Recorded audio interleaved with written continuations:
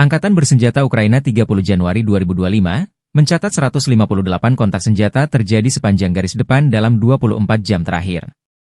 Pasukan penerbangan, pasukan rudal, dan artileri Angkatan Bersenjata Ukraina menyerang 10 daerah konsentrasi personel dan peralatan, 1 sistem pertahanan udara, dan 2 fasilitas penting lainnya milik militer Rusia.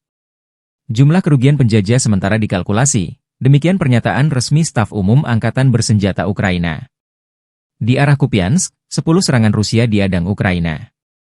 Pasukan pertahanan Ukraina memukul mundur serangan musuh di dekat Petropavlivka, Novoshnovo, Kolesnikovka, Zagrizhove, dan Lozova.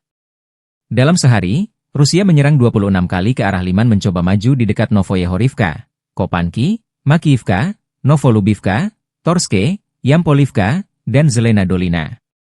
Di arah Pokrovski, para pembela kami menghentikan 72 penyerangan dan tindakan ofensif agresor di wilayah pemukiman Vodiane Druge, Elizavetivka, Mirolyubivka, Lisivka, Vidrodzenia, Zvirovo, Kotline, Udachne, Kotliarivka, Andriivka, Dachne, dan Ulakli, ditambah Staf Umum Angkatan Bersenjata Ukraina.